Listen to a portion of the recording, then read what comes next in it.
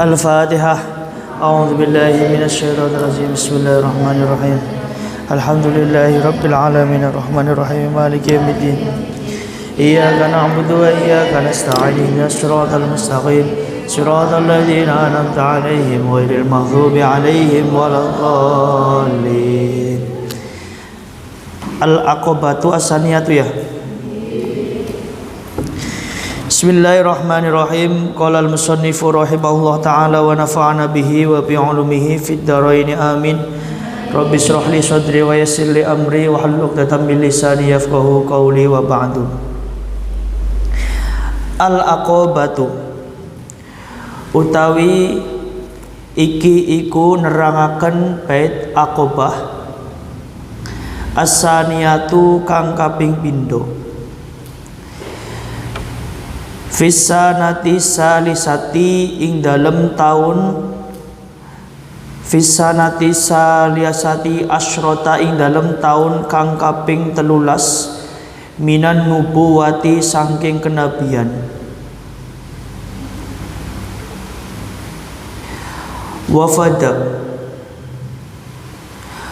Wafada sowan ala rasuli ing atase Kanjeng Nabi Muhammad sallallahu alaihi wasallam sapa salah satu wong telu wasabuna lan 70 apane rajulan wong lanange.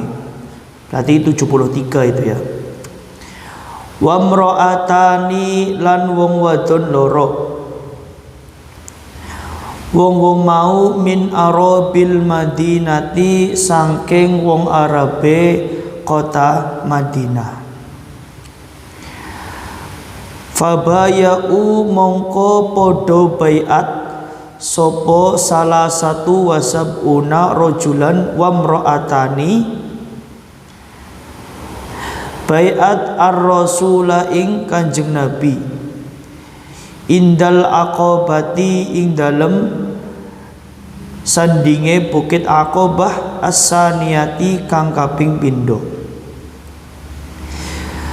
Isi baiate ala ayyak budu ingatase yento podo nyembah sopo salah satu wasab'una rajulan wa mra'atani nyembah Allah ing Gusti Allah wala yusriku lan ora nyekotoni sopo salah satu wasab'una rajulan wa mra'atani bihi kelawan Gusti Allah nyekotoni sayan ing sewiji-wiji.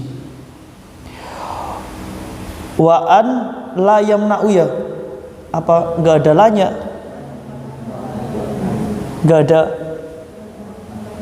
Waan yamna'u. Kayaknya ya harusnya wa'al la yamna'u.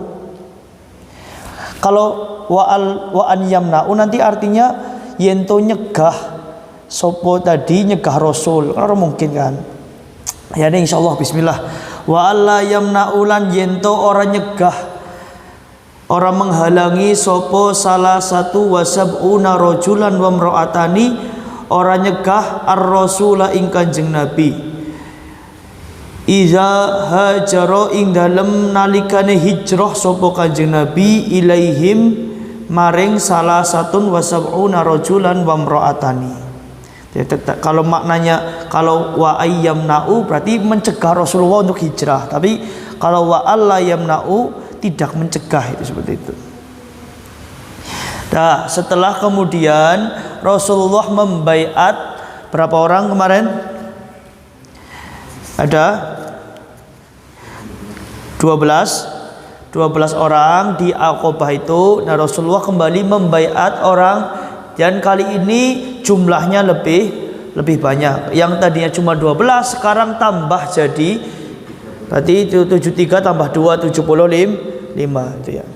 Nah, dari 75 ini terdiri dari dua suku yang besar, suku Khazraj dan suku Aus itu ya.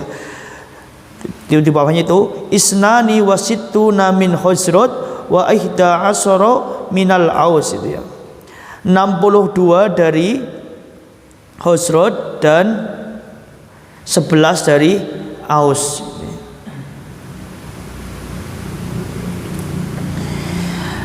Lah orang-orang ini kenapa bisa kemudian datang ke Mekah? Karena telah diberikan kabar oleh 12 orang yang kemarin beat itu.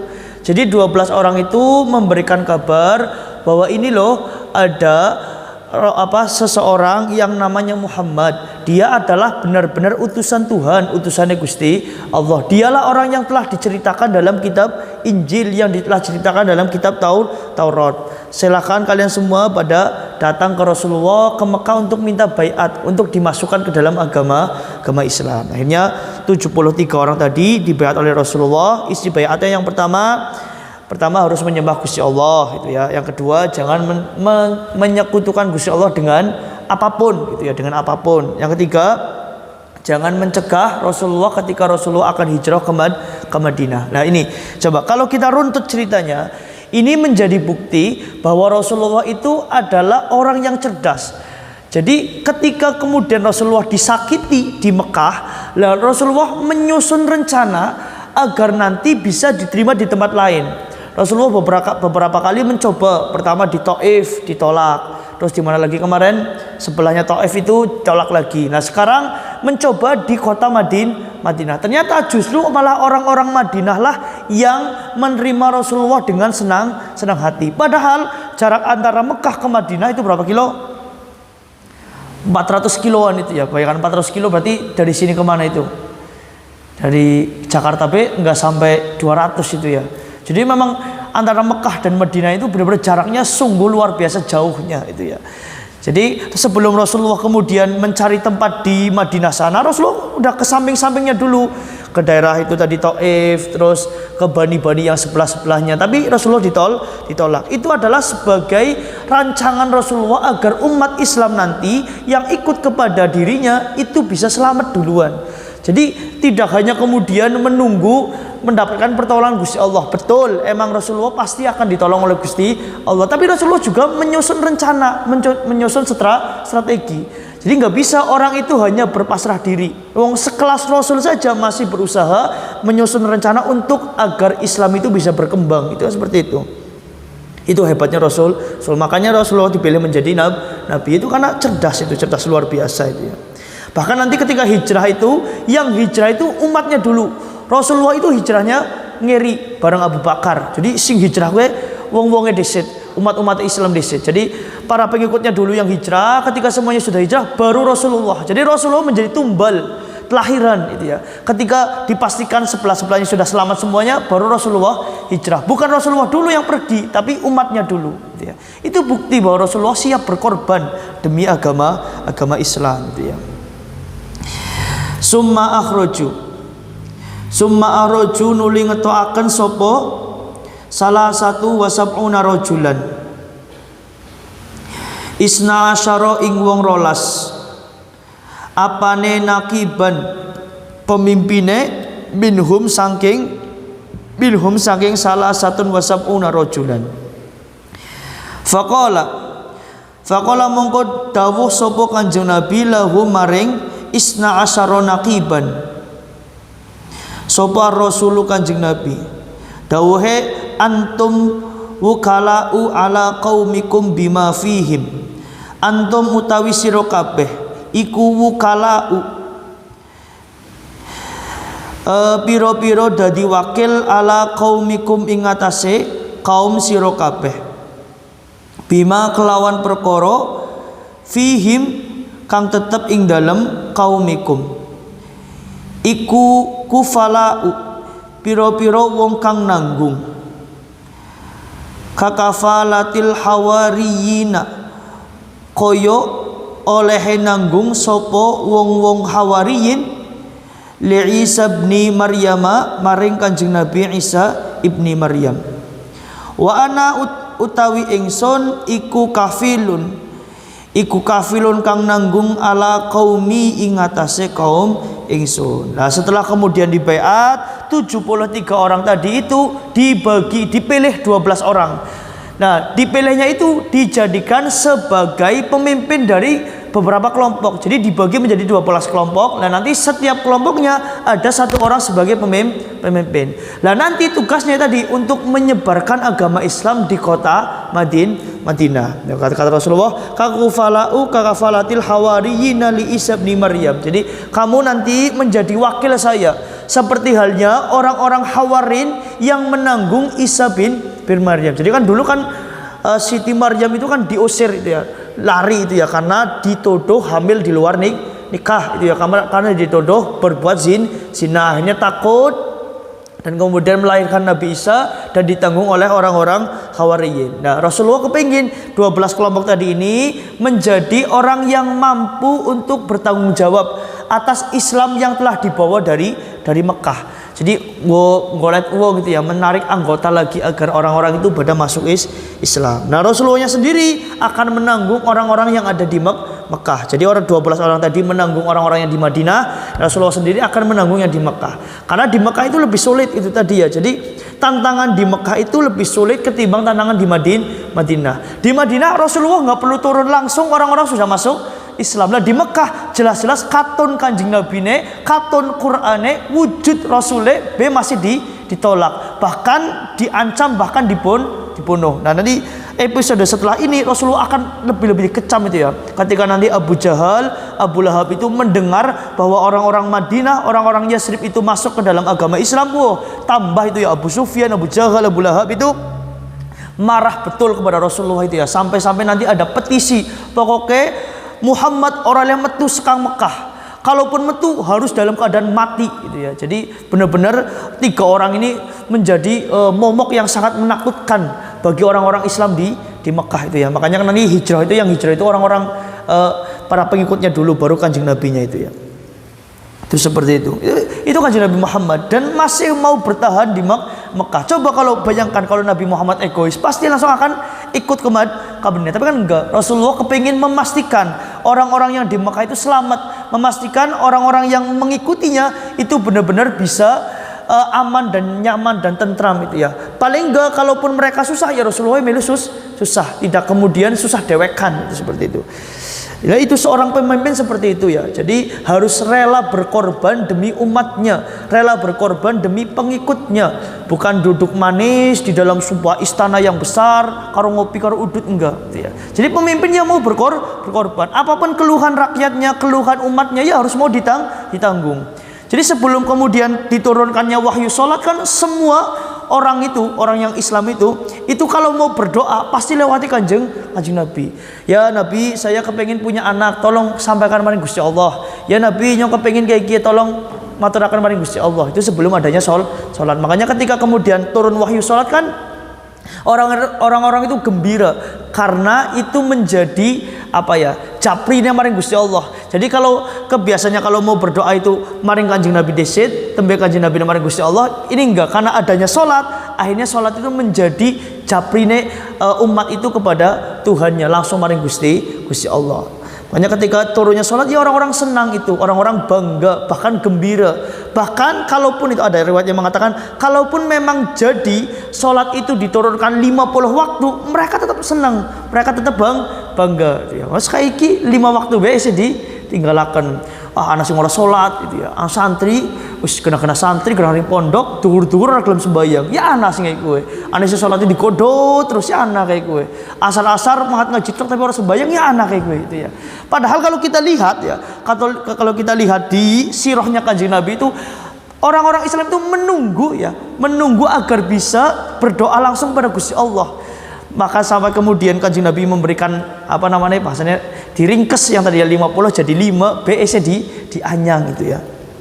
Harusnya ya kita itu bangga itu ya mempunyai seorang nabi yang sungguh keren, luar biasa, yang benar-benar memikirkan umatnya gitu ya. Bahkan Kanjeng Nabi itu dalam suatu riwayat tidak mau masuk surga dulu sebelum umatnya manjing surga kabeh gitu ya. Tembe Kanjeng Nabi ini manjing surga. Padahal kan Rasul itu sudah dijamin surganya, sudah dijamin kenikmatan, tapi nggak mau umatnya disebut manjing kabeh, tembe dheweke manjing surga. Nah itu Kanjeng Nabi. Makanya kita itu harus kemudian sering bersolawat kepada Kanjeng Nabi itu ya. Ya salah satu wasilah solawat, jalannya solawat ya dengan cara ya kayak malam Jumat itu membaca sirah nabawiyah, maca berjanji. Walaupun orang ngerti artinya ya sing penting diniati nganggo solawat maring Kanjeng Nabi. Lalu kena-kena Nabi itu orang yang besar, Rasul yang membawa agama Islam, masa tidak boleh dirayakan kelahirannya? Kan aneh itu ya. Wis Bapak merayakan kelahiran Kanjeng Nabi itu tidak perlu dalil, cukup dengan cinta. Ini bukti bahwa kita cinta kepada Kanjeng Nabi, ya dirayakan dong kelahirannya, dirayakan dong keagungannya, kan seperti itu. Wong kalian saja ketika ibu kalian, bapak kalian ulang tahun dirayakan apa enggak? Ya enggak. Masa enggak? Iya aja enggak, wah ini ceritane. Pacar kalian ulang tahun, selamat ulang tahun ya, semoga tambah panjang umur, sehat selalu. Nah ini Nabi loh, Nabi kita membawa agama Islam, membawa keselamatan yang pasti kalau kita mau mengikutnya pasti kita akan mendapatkan kenikmatan di akhirat, kenikmatan surga. Kok merayakannya saja butuh dalil? Orang perlu dalil, cukup kita dengan cinta kepada Kanjeng Nabi untuk merayakan kelahirannya Kanjeng Nabi, ya seperti itu. Sesimpel itu, orang diribet-ribet. Di dalil si mengatakan Kanjeng Nabi itu dirayakan ulang tahunnya. Ya Allah. Coba bayangkan, kayak kita baca sirah nabawiyah. Dulu ya kan, orang-orang Islam itu ketika masuk Islam zaman Kanjeng Nabi, itu keadaan Mekah lagi baik-baik saja atau lagi tidak baik-baik saja? Tidak baik-baik. Wong Islam itu lagi diancam untuk dibunuh. Gimana mau merayakan? Wong lagi sholat sampai menang sampai sholat duhur, sholat asar itu sir itu ya, nggak pakai jahar. Itu kan karena khawatir kalau kemudian dijaharkan sholatnya akan dibunuh, akan disiksa oleh orang-orang Mekah. Apalagi merayakan ulang tahun. Nah sekarang udah keadaan aman, Islam udah jaya, ya udah kita rayakan dong. Sama-sama kita syukuri bahwa kita punya seorang Nabi yang sangat luar biasa, yang kita harapkan syafaatnya ya dengan cara kita bersolawat. Itu ya, usah dalil-dalil angel-angel itu ya. Dadakan butuh dalil. Mana dalilnya mengatakan mengatakan adanya Maulid Nabi? Mana dalilnya? Coba tunjukkan. Dalam Al-Qur'an ada enggak? Dalam hadis ada enggak? Ya Allah. Usah ada. Wong kita bukti cinta tak orang perlu dalil itu ya. Ya kan? Cinta kan katanya enggak butuh alasan itu ya. Cinta butuh alasannya bukan cinta kan seperti itu kan? Jerene itu ya. Faraja'u mongko padha balik sapa salah satu wasab'una rajulan ilal madinati maring kota Madinah. Fantasaro mongko tersebar opo al Islamu agama Islam fiha ing dalam Madinah. Opo aksaro luwe akeh min marratil ula tinimbang wong-wong kang kaping pertama. Tinimbang wong-wong kang kaping pertama atau tinimbang ambalan kang kaping pertama. Nah setelah kemudian orang-orang itu pada pulang ke kota Madinah, wow agama Islam benar-benar tambah jaya di Madinah itu ya. Dari yang tadinya sedikit tambah lagi karena di sini disebar menjadi 12 kelompok. Islam benar-benar masyhur di kota Madinah. Ya, makanya Madinah itu kan menjadi kota yang adem itu ya, Madinah Munawwarah itu ya. Jadi adem karena tadi Islam itu duluan tersebar di kota Madinah. As'ilatun. Jam berapa ke? 8:30. Besok libur ya? Aman berarti. Man utawi sopo iku wadafa sowan sopo man ala rasuli ing atase rasul fi sanati salisati asyratan ing dalam tahun kang kaping 3. Hal bayauhu ana toh beat sapa Kanjeng Nabi, ana toh beat sapa man ing Kanjeng Nabi. Maza ing opo fa'alu agawe sapa man ba'dal bai'ati ing dalam sakwise bai'at. Maza ing opo qala dawuh sapa ar-rasulu Kanjeng Nabi linuqobai maring piro-piro pimpinan. Hal aqamu ana toh padha mukim sapa man bi Makkah ing dalem Mekah. Jawab fabaya'u mongko padha baiat sapa tadi itu salah satu wasab'una rajulan ar-rasula ing Kanjeng Nabi indasaniyati ing dalem sandinge baiat Aqobah kang kaping pindho.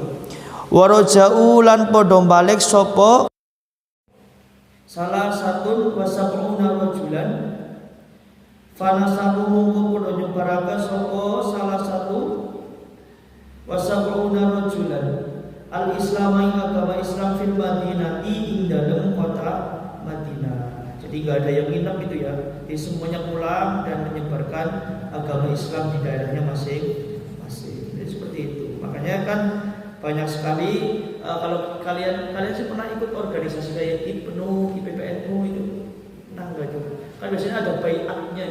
Nah, baiat itu kan bertujuan pertama sumpah setia agar tidak meninggalkan organisasinya. Yang kedua agar mengajak menyebarkan organisasinya untuk ke masyarakat yang luas.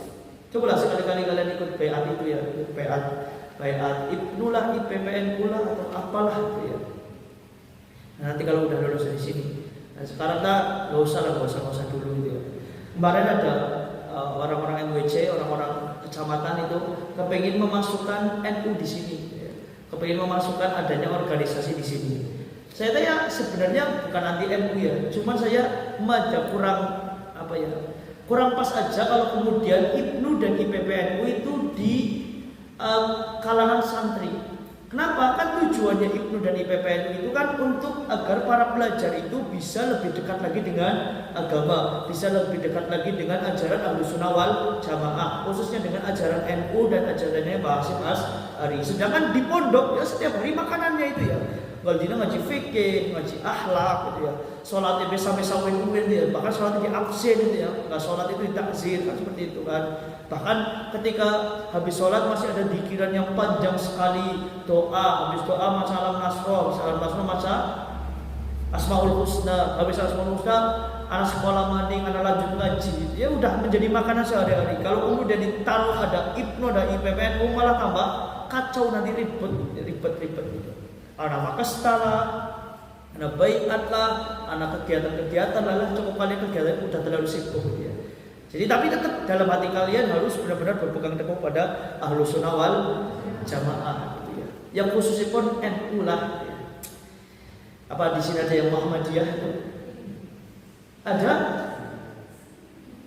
Ada yang terlahir di Muhammadiyah?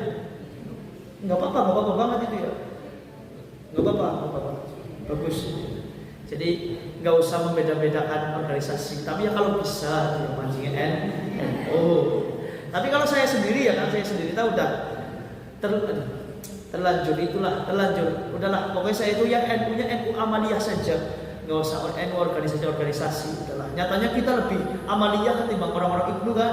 Nyatanya bocah-bocah IPNU IPPNU pada bonceng-boncengan ya kan, itu seberapa itu ya. Lebih goroh gitu ya. Kita insya Allah kita itu lebih NU dari mereka sendiri ngakunya organisasi NU itu ya. Bapak itu.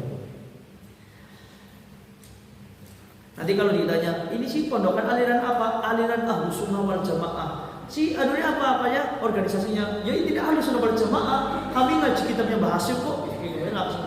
Kitab apa ya? Mbah Hasyim. Risalah Ahlussunnah wal Jamaah karangannya Kiai Haji Hasyim Asy'ari. Kami ngaji kitab itu. Titik wis ngomong apa? Coba kalian sing jadi ngaku-ngaku Ansor sama Bansor ngaji ora kan wis cicing bae menang gitu.